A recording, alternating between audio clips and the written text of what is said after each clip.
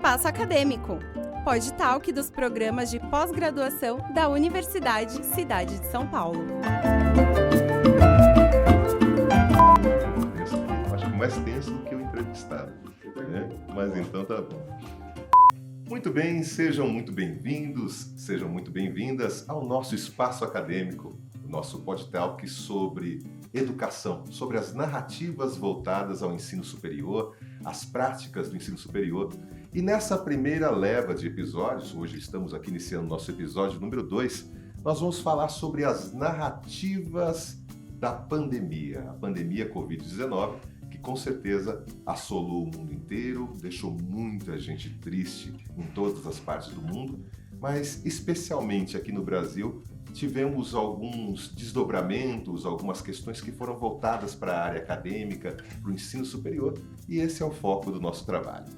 E para nosso bate-papo de hoje, eu tenho a honra aqui de receber o professor Bruno. Professor, obrigado, seja muito bem-vindo. Professor Bruno Rogério Tavares é doutor em criação de formatos de programas de TV, então comunicação e semiótica pela PUC São Paulo. É mestre em game shows interativos, comunicação social, pela Universidade Metodista de São Paulo, com a dissertação Game Show, os formatos interativos para TV digital e novas mídias. Graduado em Comunicação Social, Radialismo, pela Universidade São Judas Tadeu. É radialista, produtor de criação, produtor executivo e direção de programas para rádio e televisão. É especialista em programação, gêneros e formatos de programas para TV e consultor de projetos transmídia. Atualmente, o professor Bruno Rogério Tavares é coordenador do curso de Rádio, TV e Internet da Universidade Cruzeiro do Sul. Professor, muito obrigado pelo aceite, muito obrigado por estar aqui conosco. Imagina, eu que agradeço o convite, vai ser um prazer bater um papo sobre esse assunto, né, que mexeu com a vida de todo mundo. Muito bem, professor. Para começarmos aqui o nosso bate-papo, eu trouxe aqui para você, né, um documento que foi publicado no Diário Oficial no dia 18 de março de 2020. Que documento é esse? Foi uma portaria, a número 343, do dia 17 de março de 2020, que dispõe sobre a substituição das aulas presenciais por aulas em meios digitais, enquanto durava, né, o momento que durou a pandemia, ou pelo menos o que se acreditava naquele primeiro momento que iria durar a pandemia. E logo no artigo 1º, essa portaria, ela autorizava em caráter excepcional a substituição das disciplinas presenciais em andamento por aulas que utilizavam os meios e as tecnologias de informação e comunicação. Este foi o primeiro documento, dentre outros, né, que nós tivemos naquele primeiro momento. E era sempre de responsabilidade das instituições de ensino superior a definição das disciplinas, a definição das práticas, né, que seriam utilizadas naquele primeiro período. Então, a pergunta inicial aqui do nosso bate-papo: como você recebeu essa informação lá em 2020, quando você teve noção de que a pandemia era algo maior do que necessariamente nós imaginávamos num primeiro momento? Por favor, professor. Olha, professor Wagner, acho que no primeiro momento, né, na universidade, a gente teve uma reunião, né, presencial com reitoria, com pró-reitoria, para falar, todo mundo sentando afastado no auditório, que as aulas passariam a ser suspensas durante o período. Acreditava-se que era 15 dias, que era um período curto ali, né?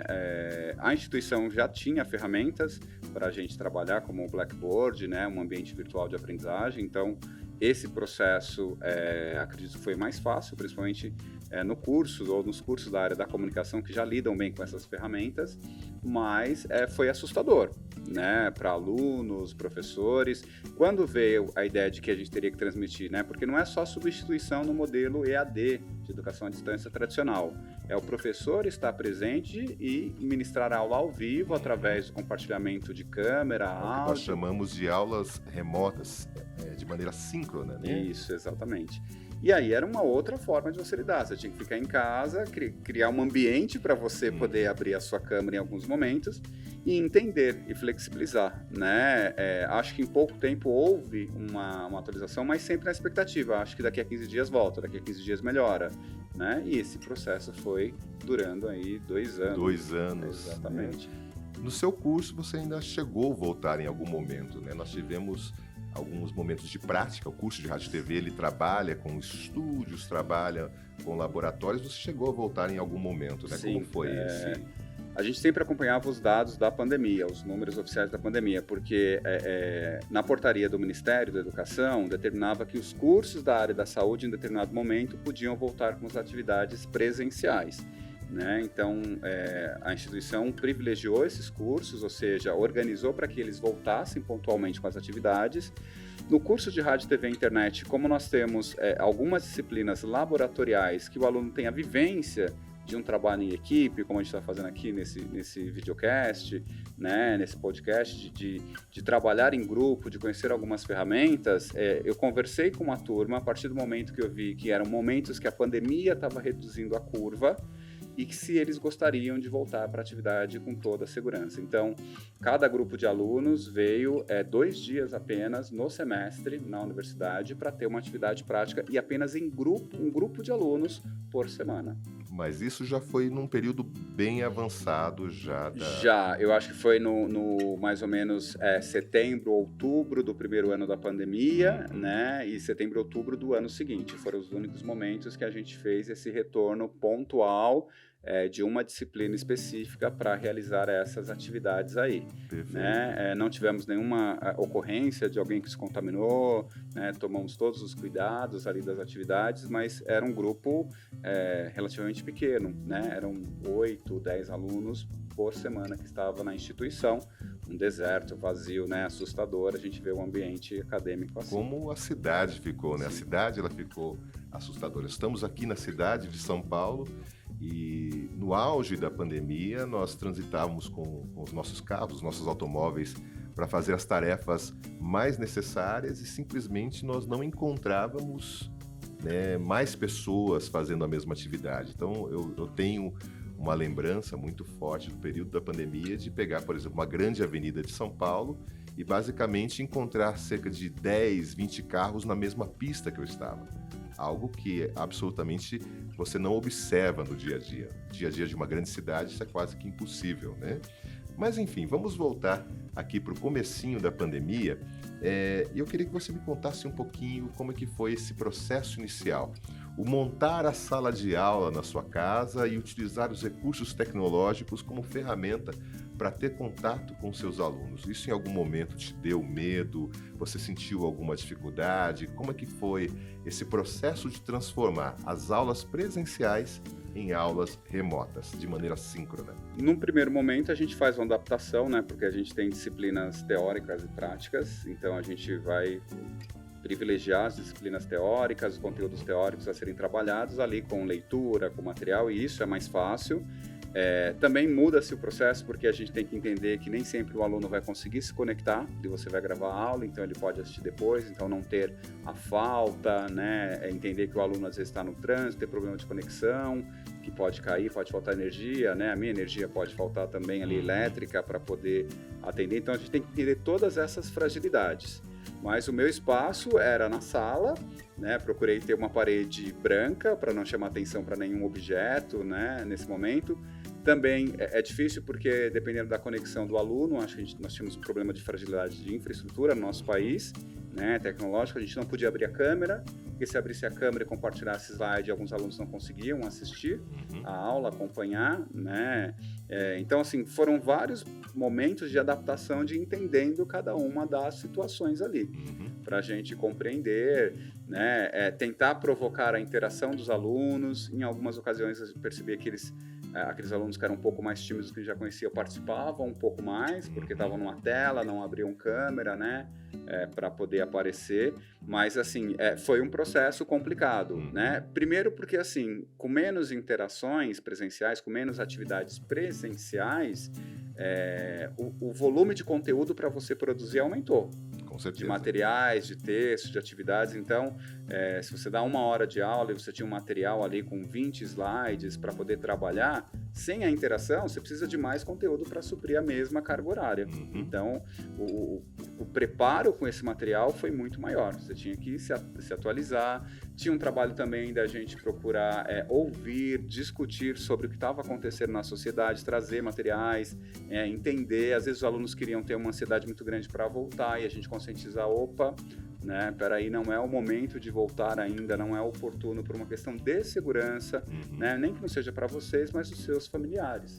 Então teve esse trabalho ali. Mas, assim, foi fácil. O difícil foi tentar adaptar os exercícios, atividades práticas, né? Porque o ambiente virtual, ele permite você compartilhar slides, um vídeo, aula, mas como é que você vai permitir para o aluno desenvolver se você não conhece a realidade dos recursos técnicos que ele tem ali para poder fazer isso? Então, a gente procurava fazer em grupos para que os alunos desenvolvessem essas atividades, mas foi um processo que aí eu acho que talvez no segundo ano da pandemia já foi mais tranquilo, porque as disciplinas já estavam adaptadas, né, para fazer, mas o primeiro ano, acredito que todo professor teve que produzir muito mais conteúdo do que simplesmente a gente dar apenas uma aula expositiva ou falar para tentar prender a atenção.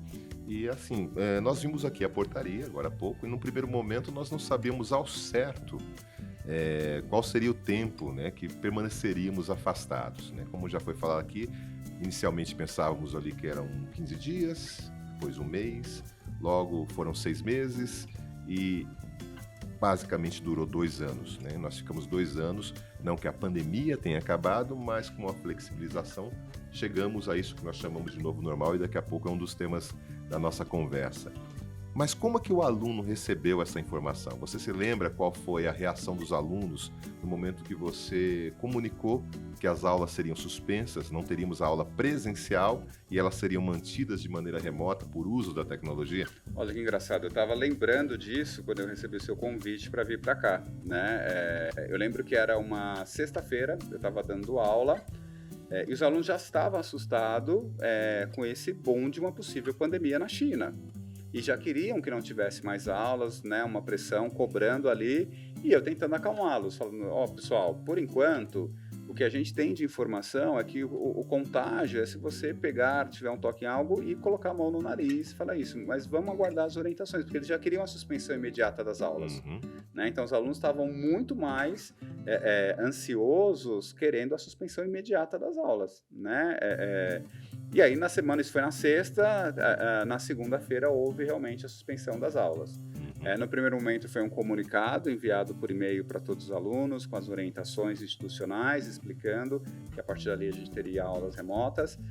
Reunião com os professores, para orientar os professores como eles deveriam fazer, né? Verificar se os professores também tinham recursos para poder atender essa demanda da aula remota, porque você precisa de uma banda melhor de internet, né? Você precisa ter o seu notebook, o seu device ali, o seu equipamento para fazer a transmissão, né? De repente, se você mora com outras pessoas na família, você também precisa saber se tem grandes dificuldades, esse isolamento, né? Eu lembro que uma vez um aluno estava dando uma aula e o aluno fez uma apresentação, estava falando, eu estava ouvindo barulho, batendo, digitando, e eu falei para o aluno, falei assim, não se preocupa que o material está disponível para você lá. Ele falou, professor, desculpa, não sou eu não, é meu irmão que está do lado trabalhando, né? Então, acho que tem esse outro lado Foi a realidade de milhões de pessoas no mundo, né? Então, o trabalho remoto, né, a atividade do home office, o mesmo espaço, muitas pessoas dividindo ali a tecnologia e o ambiente, né? Então, várias empresas trabalhando em um único lugar e esse lugar era a sua própria casa. E as informações divergentes, né? Eu lembro de estar me locomovendo e ouvindo num carro, na época o governador do estado de São Paulo, não recomendando o fechamento, que era precipitado as ações, depois ele mudou o discurso, entendeu? Porque realmente a gente não tinha uma informação certeira, né? E cada um estava tentando preservar ali os seus entes queridos, né? E o valor principal que é a vida. Mas eu lembro dos alunos que nas primeiras aulas, um trabalho também grande foi assim na primeira aula acho que foi de conscientizá-los, vamos entender o que está acontecendo, não recomendar que assistissem filmes sobre pandemia, sobre fim do mundo, esses filmes de terror, porque isso ia criar uma ansiedade maior. Muito maior. Né, de procurar outros conteúdos de entretenimento, de dosar também a quantidade de informações ali para que não criasse esse pânico, né? E entender também aqueles que precisavam trabalhar, que era necessário, né, compreender todas essas questões. Nós sabemos que esse pânico, de certa forma, ele se instaurou na sociedade. Então vem a pergunta aqui para você. Em algum momento você sentiu medo dessa situação? E se você percebeu isso nos seus alunos, no contato com os alunos, se mesmo com essas recomendações, se você percebia um medo no ar, né, uma ansiedade, né, por parte dos discentes? Eu acho que quando eu recebi uma notícia que o pai de algum aluno estava com Covid, que foi, acho que a primeira notícia que eu recebi, depois de egressos, que o pai faleceu de Covid muito nos primeiros dias da pandemia, então começou a ficar assustador. Parecia que cada vez ia chegando perto, nesse sentido aí. Então, sempre a gente sabia da notícia de um ou outro, não contagiando, mas que estava com entes queridos ali, que estavam contaminados, estavam internados no hospital e não tinham o que fazer. Então, isso a gente percebia, né, até pelo número de frequência nas aulas, né? Então, começou a acontecer mesmo à medida que ia crescendo, que a pandemia avançando, a gente via esse resultado também. Nesse período, professor, você conheceu alguém que partiu por conta do Covid, algum colega de trabalho? Nós tivemos, nesse período, nós conhecemos muitas pessoas ao nosso redor, mas diretamente no ambiente de trabalho, alguém se foi? Nós tivemos um colega, o coordenador do curso de Direito, né, que faleceu, que acho que foi a primeira notícia assim, assustadora, porque estávamos todos em casa. Professor Viana. José Carlos Viana. Professor Viana, quando veio a notícia do falecimento dele, foi assustador, né, porque todo mundo em casa, no trabalho remoto, e como que isso podia acontecer, né? Então foi um choque. Particularmente, eu tive 2 primas que perderam os maridos, né? Quase da mesma idade que eu, em um período de 3 meses, 2 irmãs, que foi assustador também, né? Porque a gente não via, estava ali, já estava chegando a vacina, já estavam as primeiras faixas etárias, e aí as pessoas começaram a relaxar mais, e foi um, depois de 3 meses foi o outro, muito rapidamente. Então, isso foi assustador, né? Para elas, assim, eu acho que esse enlutamento da família, né, é algo pouco falado, mas assim, quem fica sofre muito, e as pessoas em volta também com aquilo, com aquela dor, porque não tem uma explicação, né?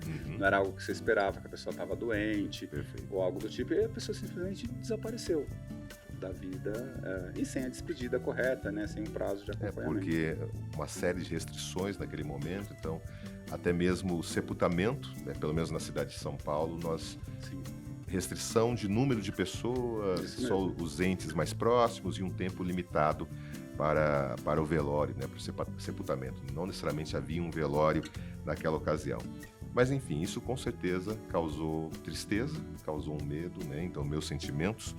E com certeza a pandemia ela abalou, né, psicologicamente não só professores, mas também, com certeza, abalou muitos alunos. Você recebeu algum caso de aluno que teve algum problema, alguma situação que mereceu uma atenção um pouco maior, ou isso foi muito discreto nesse período? Eu percebi quando, em 2022, foi decidido retornar às aulas presenciais, ali já, né, com as pessoas vacinadas, com 2 doses, né, a maioria dos alunos também, e alguns alunos trancaram o curso por não querer voltar, por ter pânico, por ter medo de querer voltar. Então, eu percebi quanto isso fragilizou, mesmo conversando, entendendo, as pessoas estavam muito assustadas emocionalmente, né? Abalou e criou um medo de convívio social, né? Acho que não era só a doença, não, era o medo de conviver com as outras pessoas. Eu aprendi a viver de uma outra forma, isolado ali, então o sair de casa, sair do meu quadrado, da caixinha, estava começando a despertar outras coisas. Então,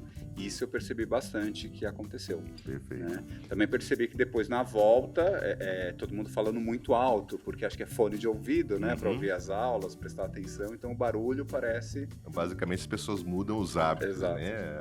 É uma outra realidade, e ao começar de novo, né? O reencontrar, o recomeçar, o reencontro, né? Então as aulas no novo normal, elas tiveram um pouquinho dessa característica.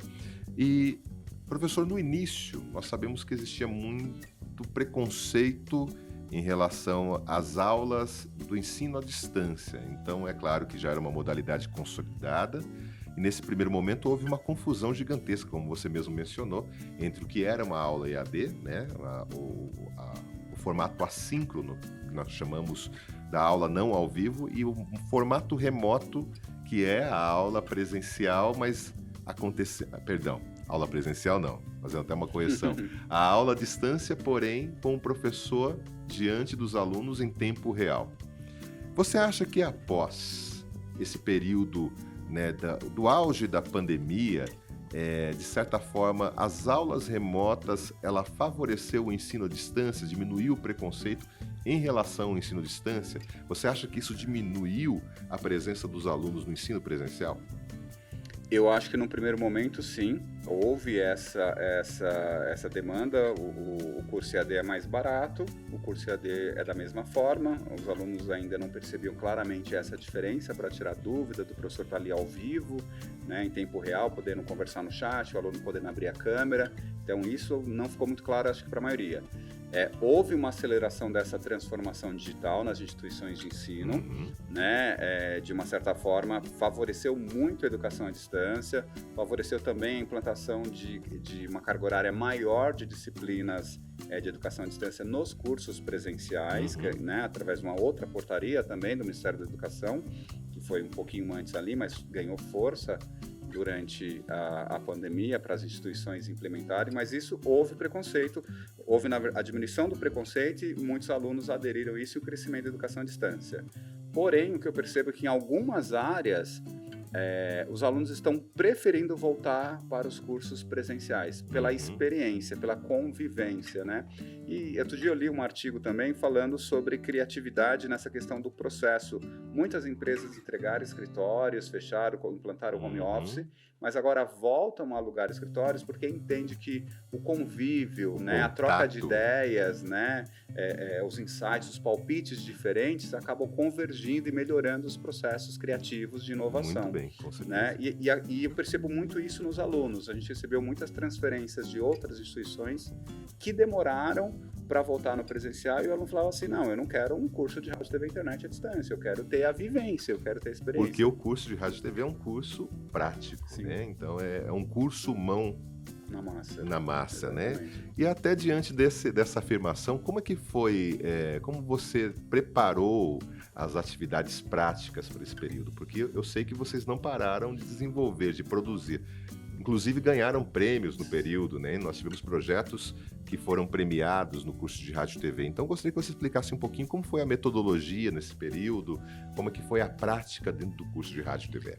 Nós fizemos um catálogo, um mapeamento de ferramentas online gratuitas disponíveis que poderiam ajudar os alunos a produzirem vídeos, elaborarem roteiro, fazerem tratamento de imagens, tutoriais de como utilizar o smartphone para fazer gravação. Então, os alunos produziram revista eletrônica, documentários, produziram TCC, né, de diferentes gêneros ali, que eles podiam escolher, um filme, documentário, podcast, remotamente em casa, principalmente quando a pandemia estava no auge ali.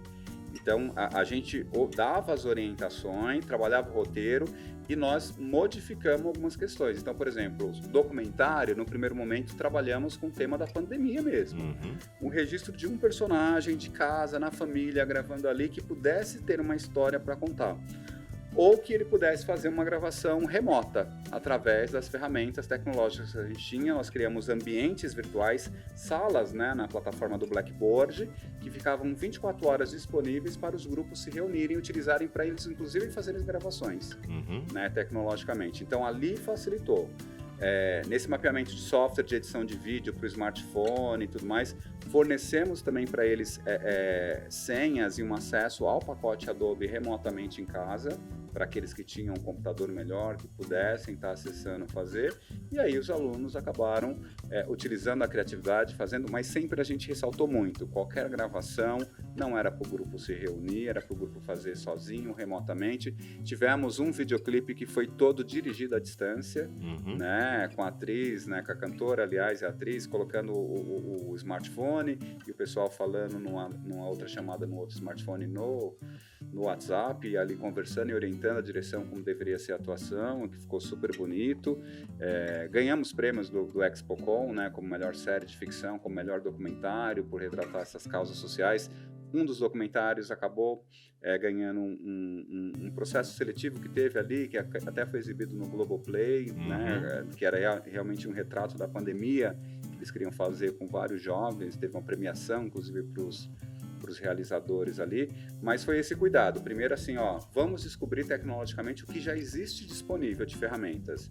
Depois, vamos mostrar como é que se usa, e aí cada aluno até compartilhava, né? A gente atualizava esse pacote aí de ferramentas para eles estarem utilizando aí, ferramentas gratuitas. Ou seja, vocês desenvolveram atividades e metodologias que puderam trazer essa prática né, para o ensino remoto, né? De maneira remota, os alunos conseguiram produzir materiais. Todos os projetos foram mantidos. O que nós fizemos um redimensionamento deles na temática a gente sempre tomava cuidado no processo de produção, de gravação, assim, como vocês vão realizar isso para não expor ninguém, para que evitasse o contágio ali. E aí, naquele momento, alguns alunos precisavam realmente trabalhar, né, trabalhando, enfim, com serviço de atendimento ao cliente, algumas questões que não puderam parar naquele momento e acabaram registrando o seu próprio dia mesmo, né, porque tinham que pegar metrô, ônibus, e isso acabou rendendo ótimas histórias. E os seus funcionários dentro da instituição de ensino, eles permaneceram em ensino remoto, eles ficaram afastados nesse período? Como é que funcionou o processo? Eles continuaram atendendo os alunos? Eles ficaram remotamente em casa, a universidade fechou completamente, né, tirando questões pontuais, e aí, em algumas aulas específicas, eles entravam para dar apoio, programa de rádio ao vivo, alguma outra transmissão na internet. Realizamos a semana do curso, a semana de rádio e TV ao vivo pela internet. Isso foi muito bacana, porque cada aluno estava na sua casa, residência, convidado na dele, tinha atração musical, tinha palestra, e cada hora cortava-se o sinal. Então, durante 2 anos, essa foi uma experiência super bacana que eles fizeram. E aí, eles foram atrás das ferramentas, mas os colaboradores, funcionários ficaram em casa, remotamente, e colaborando pontualmente quando a gente precisava nas atividades. Bom, e até mesmo pela sua formação, você tem uma grande facilidade com a tecnologia da informação e da comunicação. Mas você conhece algum professor, você teve contato com professores que tiveram dificuldade com essa tecnologia, a adaptação a essa tecnologia? Sim, sim. Tivemos professores do curso e de outros que eu tive contato que tinham dificuldade, porque normalmente são professores que às vezes cativam, né, pela oratória, dão uma ótima aula expositiva, com poucos slides ali, e conseguem fazer o aluno prender atenção, e aí tem o que? A interatividade, né? O aluno perguntando, o colega prestando atenção, você percebe a reação do aluno, você explica de novo, você provoca a questão da sala, de repente, da cara, e aí esses professores, essa aula rendia menos. E aí tivemos que conversar, mostrar como é que funciona a ferramenta, para adaptar. No começo que era assustador, depois acabou virando, vamos dizer assim, uma facilidade que o professor toma banho e em 5 minutos já está pronto para a aula, não tem que pegar o trânsito, a ferramenta, mas tivemos essa dificuldade, sim. Muito bem. E como que foi essa experiência, né, pelos relatos que os professores trouxeram a você e até mesmo a sua, de transformar a sua casa em sala de aula? Você conseguia dividir o seu tempo de trabalho com sua vida pessoal? Não. Como é que foi esse processo? Eu acho que assim, trabalhei muito mais em casa, porque você ficava conectado o tempo todo, toda hora tinha e-mail de aluno explicando. As datas de entrega de trabalhos, elas tiveram que ser mais flexíveis, né? As provas foram remotas, então isso exigia uma carga horária de trabalho excessiva para todos os professores, né? Fora reuniões, porque aí todo mundo ficar em casa, está todo mundo disponível o tempo todo mundo acha isso. Então, essa é uma fragilidade muito grande que eu vejo nessa questão do trabalho remoto, de estar em casa, que as pessoas acham que a gente tem que responder office, né? Em qualquer momento essa questão. Na adaptação do espaço, foi bem curioso, porque assim, num primeiro momento, né, eu moro com a minha mãe, então eu tive que adaptar de ficar num lugar que ela não passasse, né? Porque senão ele ia passar atrás da câmera ali, então você tinha que posicionar, tipo, quase colado na parede, para evitar exatamente. Como eu estava na sala, né, você passa para beber água, aí tem a novela no horário da aula, né? Tem tudo isso para adaptar. Então, é sempre o controle dos ruídos, exatamente, né? Tá sempre preocupado se exatamente. vai vazar um som, se uma pessoa vai aparecer na câmera. Então isso foi talvez, né, uma grande preocupação, grande maioria tivemos nas caso casas. Que uma aluna, né, chegou correndo, por exemplo, uma curiosidade aqui, a aluna chegou correndo e não queria perder a aula e chegou, deixou conectado o celular e foi tomar banho, só que ela, sem querer, a câmera ficou aberta.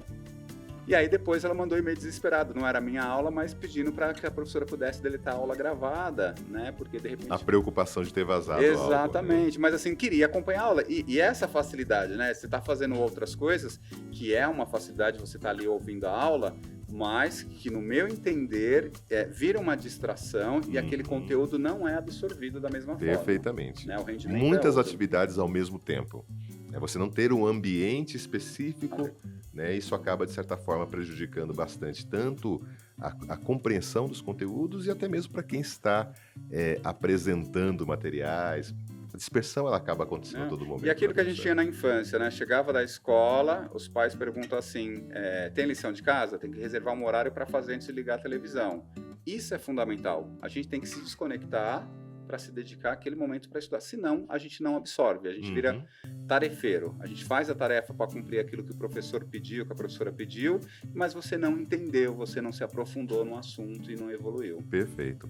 Professor, e hoje, né, passado todo esse período, o que a pandemia deixou de legado? O que você carrega hoje para suas atividades presenciais? De legado, eu acho que assim, talvez o maior uso de tecnologias, incentivar, estimular os alunos a usarem mais ferramentas tecnológicas. Eu acho que uma melhora da qualidade da produção do material, porque a gente acabou pesquisando muito, né? Então, todos os conteúdos foram renovados. Eu acho que até esse boom que está tendo de inteligência artificial também é fruto disso, né? Que foram tantas informações ali produzidas em casa remotamente, pesquisa, dados, que acabou melhorando as inteligências artificiais aí das plataformas.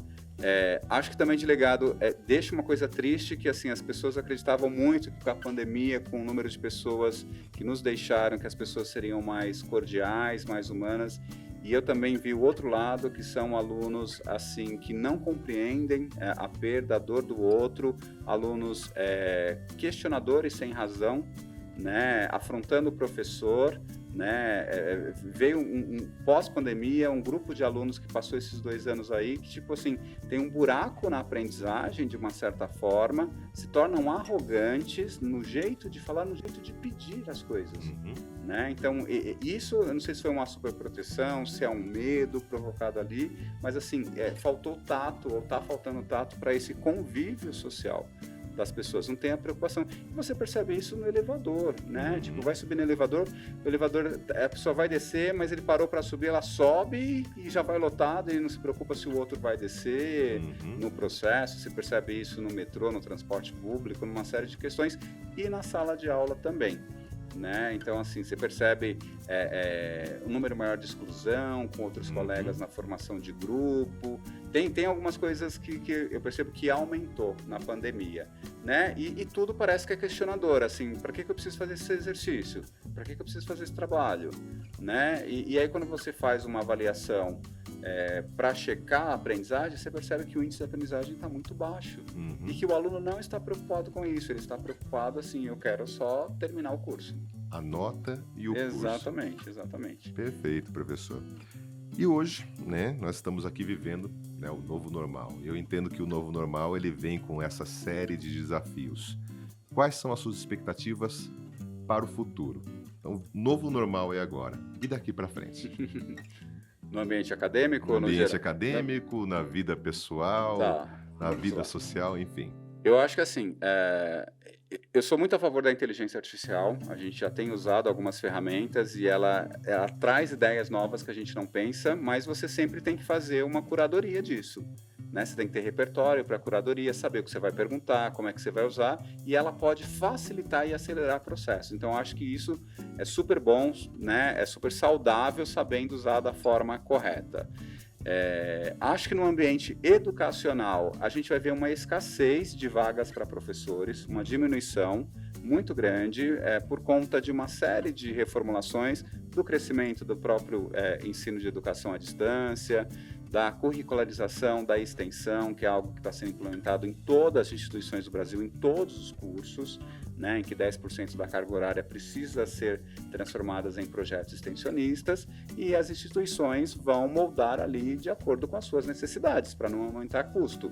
E isso pode tirar oportunidades de trabalho dos professores. A gente percebe também uma diminuição na carga horária dos cursos, né? Não no total de horas, mas assim, começa a ter atividades complementares, projetos extensionistas e tudo mais, e o tempo em sala de aula acaba se reduzindo muito. Então, significa que o aluno está tendo menos contato com o conteúdo. Não estou dizendo que talvez seja bom ou ruim no sentido de aprendizado, né? Mas, assim, uma carência. Se ele tem menos horas, né, de convívio com o professor, de experiência, provavelmente tem uma fragilidade aí em todas as áreas que isso está sendo implantado aí. Então, acho que essa é uma questão. Acho que a sociedade, assim, a cidade aqui, falando de São Paulo, onde a gente está, está largada, abandonada, né? A gente fala dessa questão social que eu falei, da preocupação com o próximo, a gente vê muitas pessoas em situação de ruas e o número aumentando exageradamente e ninguém fazendo nada, simplesmente, né? Você pensar no número de roubos de smartphone na rua, parece que virou, você não tem segurança para chamar um carro por aplicativo. Se você precisa que você está olhando o carro, daqui a pouco você fica sem. E eu já presenciei isso várias vezes na rua. Né? Então, assim, isso são preocupações, segurança pública, mobilidade, essa fragilidade social com o outro. E aí também tem outro lado, né? Você não sabe também quem você ajuda, porque você ajuda um, na outra esquina pede o outro. Exato. E o outro, e aí você fica com o coração assim, estou fazendo errado, né? Não consigo ajudar todo mundo. E falta uma questão mais ativa do poder público em relação a isso. Eu espero que os alunos, né, eu acho que a gente vai viver um gap aí de uns 10 anos, pelo menos, ou mais, geracional, né, para que isso se restabeleça, entendam ainda a importância da educação. Eu acho que os profissionais de enfermagem agora estão sendo desvalorizados, descartados pós-pandemia, que foram supervalorizados no começo para cuidar, e a gente vê uma diminuição de empregos. Os profissionais de educação, que todo mundo valorizava a educação, acho que agora também, de uma certa forma, estão sendo descartados em alguns momentos, até pelos próprios alunos, não entendendo a importância, porque eles acham que o convívio social, as outras atividades são muito mais importantes. Espero estar errado, mas nesse momento eu acho que tem uma angústia no ar, né? E talvez esse enlutamento aí, essas coisas que as pessoas ainda não aprenderam a lidar, a conviver, ou não aprenderam a enxergar o próximo, algo que esperava-se muito com a pandemia, né? Que as pessoas saíssem diferente, tivessem um outro olhar sobre o próximo. O olhar humano, né, professor? Exatamente. Diante de tanta tecnologia, o olhar humano. Professor Bruno, quero agradecer imensamente a sua presença, a sua participação. E nesse momento, quero me despedir de você, né, meu caro ouvinte, meu caro telespectador, que acompanha o nosso podcast, que pode também ver o videocast dessa produção. Hoje estamos aqui no segundo episódio e teremos mais discussões, mais narrativas sobre a pandemia. Nesse momento, eu quero mandar aqui um abraço ao professor Alessandro Santos, à professora doutora Wanda Mendes Ribeiro e agradecer o apoio do programa de pós-graduação em educação aqui da Universidade Cidade de São Paulo e também o apoio da FAPESP, que financia o nosso projeto voltado à Covid-19. Vejo você no próximo programa. Até logo, nos vemos em breve.